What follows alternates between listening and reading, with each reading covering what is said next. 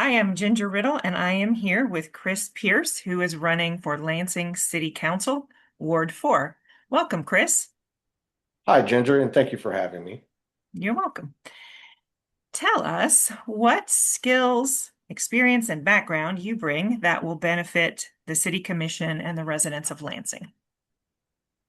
Well, I never understood why I was thrust into the public eye when I was in Nevada, and I attended a lot of meetings, committee meetings, uh, county meetings, city meetings, and I had to work with a lot of the people that ran the county and ran the city because as the training officer there, I had to work with them to get our objectives, over the finish line. And I became very familiar with the way government was run. And me, I think it's the craziest thing I've ever decided to do was run for city council. Or run for an elected office. My son said to me, "Well, Dad, you've been in combat before." It's not the same. We trained for that. This is something you definitely, you know, you don't know what's coming. you know, and that experience working, with them made me and prepared me for the road that I am on now. Okay. What do you see as the most important challenges that the city faces today, and how do you propose to address them? Great question.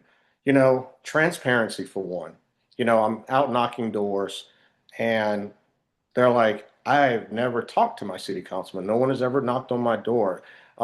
They put out the newsletter, but it's like we're not being listened to, and you got to remember, this is not my seat if elected. This is their seat. And, you have to listen to the people. You have to be their voice. And then it's kind of a twofold question. Also, we got to get out of the habit of like the us and them mentality. You have to be able to work with everyone. And I know that's easier said than done, but I don't know. I've always been able to bring people to the table, whether it's a multi-million dollar, exercise. You got to remember who you're doing this for, the community. And that's the whole reason that I wanted to run is because I wanted to make sure that I'm giving the community the best that I have to offer. And that's what you'll get. You'll get my best. Okay. Well, I think you kind of started addressing this next question already. So if there's anything you'd like to add, it's how have you previously engaged with City Hall or with residents to address community issues? So recently, and I will not name names, one thing I don't like when candidates do is mudsling. I can't stand it, and that's one of the reasons another reason I chose to run. But one of the issues I just had was, I understand. Listen, I don't like yard signs. I'm going to go ahead and throw that out there. I can't stand them. However, when you're running for office and someone says, "Hey, thank you for the push card. Do you have a yard sign? I'd like to display it in my yard." What an honor that is. And recently we were on our way to St. Louis on Saturday, but Friday I received a notice from the city. This was a couple of weeks ago saying, "Hey, you're in violation. You need to take your yard signs down." And I thought I had missed something. And I even told Steph, I said, man, people are going to just eat me up on the internet. They're going to come on, they're going to say, if he can't follow these rules, why does he need to be in city council? And sure enough, they did, and I even had someone attack me in the newspaper. Now, keep in mind, this is someone that I have never had a conversation with. They don't know what I stand for. Now, I got back Sunday. I went to work on Monday. Monday night, we sat at the table where I'm at right now, and we looked at every ordinance. We looked at every, rule and could not find anything about private property. And we ended up going back to City Hall, and even the mayor was, agreed. Hey, we can't tell people what to do with their private property. So, you know, that's one of the things I'd like to see stop. Don't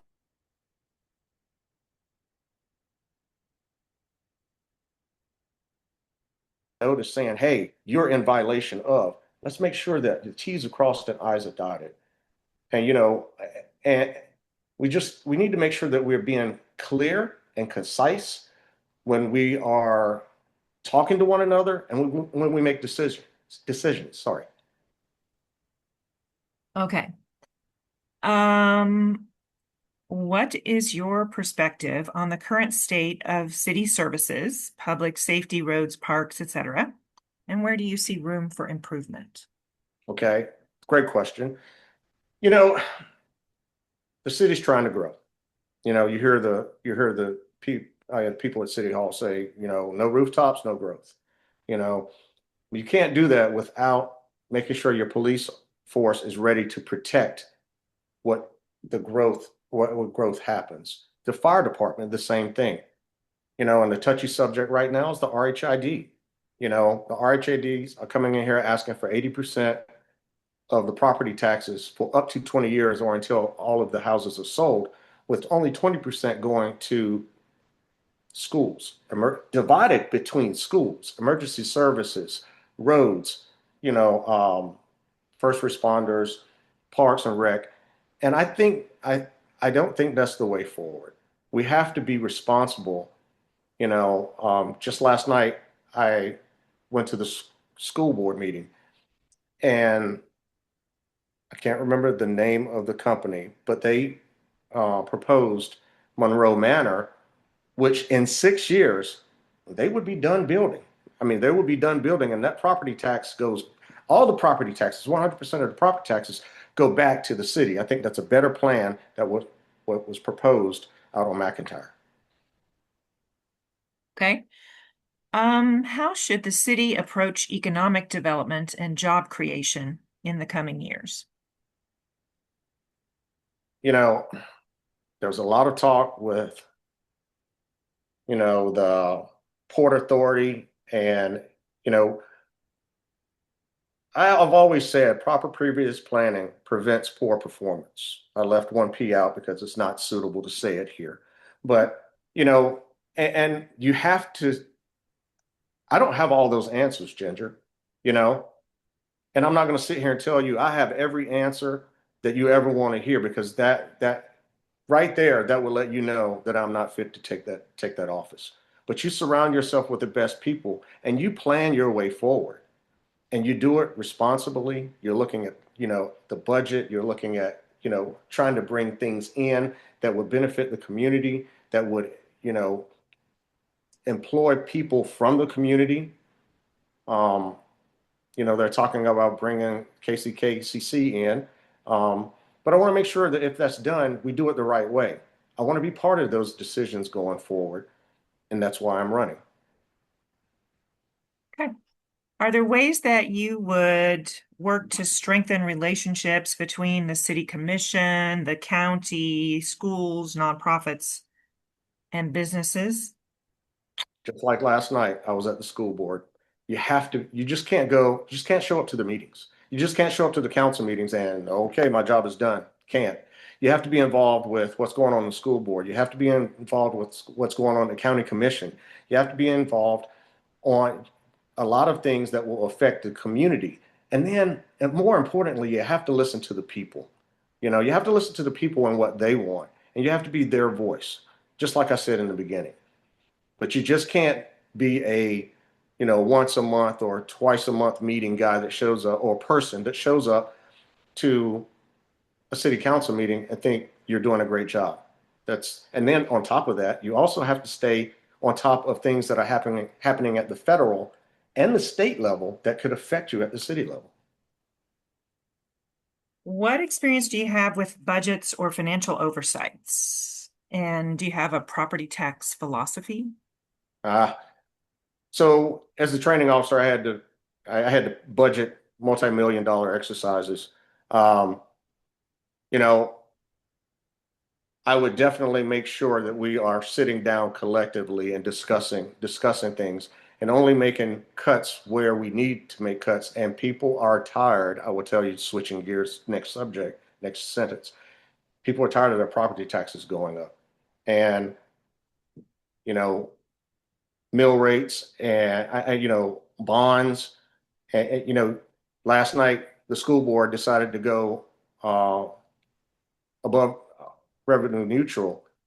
And then in the second, this a sentence not too long after, they were talking about a bond, all which would raise taxes. You have to be responsible when you're doing these things, and you have to do your homework, and you have to make sure that, I mean, it's like here, sometimes we have to cut things, we have to not do things because we want to save, and you have to do that, take that same mentality and apply it to the city. Okay. What sets you apart from other candidates? You know, right now, the person that was running opposed to me wrote a letter to the editor and said that he wasn't running, he's not campaigning. But I'm not going to say that I'm better than him. I'm not going to say, that would be very, I don't know him. I've never had a conversation with him, you know, but I will tell you, let's talk personal, some things that you might not know. Before I joined the military, you know, I, I went to jail, and I'm talking, I was sentenced to jail, and then I joined the military, and it still took me a while to get my act together. But I had one mentor that set me down and said, you never get a second chance to be a role model. You're one 24 hours a day. And I've taken that, and that was, my gosh, Ginger, that was 1998, you know. And I've taken and I've lived by that, and I try to make sure my kids live by that as well. You know, and I've built myself to the person that's sitting in front of you now. You know, I love volunteering. I love giving back to the community. And what better way to give back to the community than be a voice for the community? Okay. Well, thank you very much for joining us for this interview. Is there anything else you would like the listeners to know? You know, when I told some people that I was going to be interviewed by you and we were doing a Zoom call, they were, oh, Chris, I wouldn't do that. And that's the problem, Ginger. That's the problem right there. If you're not willing to sit down and discuss with people that may have somewhat different views, but at some point we can all, I don't think there's anything that I said that you can't go, nope, I don't agree with you there. And I just, and I'm not asking you to, I'm just saying there needs to be more of this. There needs to be more people getting together and coming to a common ground the better, for the